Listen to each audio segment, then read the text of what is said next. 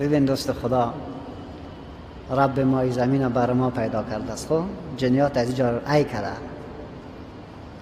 جنیات است، ولی تو نه که دیگه تمام روز هر کس حسابش خراب می شود ما میگه الا جن سرش ششته، سر کسی سحر میشه الا جن سرش ششته.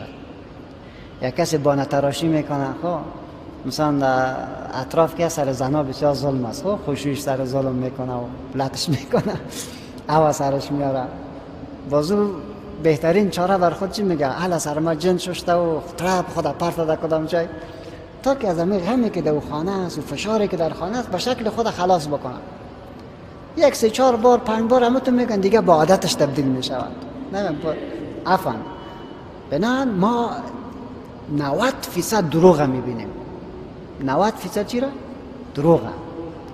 10% اگر واقعا کسی جنیات داشته باشد که او را به اساس به توجهی به حدیث رسول ما صلی الله علیه و سلم میکند.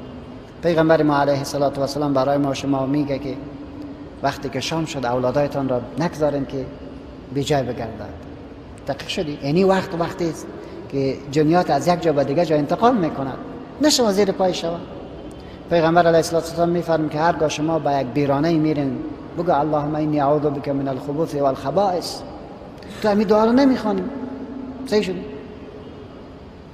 و وقتی که یک جای بیرانه باشد انسان در او زندگی نکنه، طبیعی که جنیات زندگی میکنه. یک نفر آمده بود گفت سر دختر ما جن ششته و ما برش گفتم چند اتاق داری؟ ماشاءالله 12 اتاق داشت. در 12 اتاق 3 اتاق زندگی میکرد، 7 اتاق بیکار. 7 اتاق بیکار فرش شده دیگه جنیات که اوجا زندگی نکنه خیلی زندگی میکنه. صحیح شد نه؟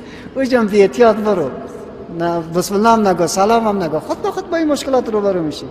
بنان جنیات است، نمیگم که نیست، ولی 90% دروغ زیاد است. صحیح شد؟ عصبی مریض عصبی بیشتر است.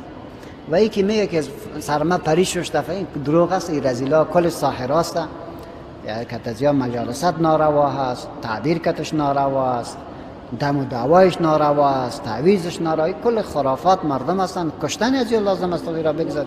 دروغگوی ترین مخلوق در مخلوقات جنیات است. خب دروغگوی ترین مخلوق هیچ وقت به گپش باور نکنه. صحیح شد؟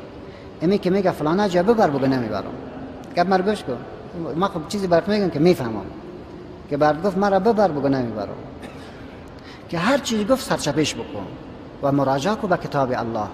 سوره مبارکه بقره را مسلسل تلاوت بکنه، کاستش برش بگذارین، قرآن سرش بخوانین و احادیث دعایی که پیغمبر ما گفته او را سرش بخوانین و این بالاخره جور می شود.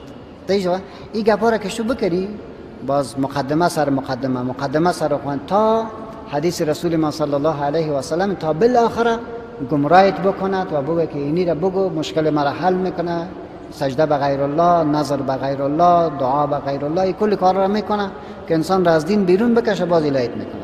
بنابراین مقاومت بکنین، به قرآن مراجعه کنین و پیش یک انسان صالح و دیندار برین که دمش کنن.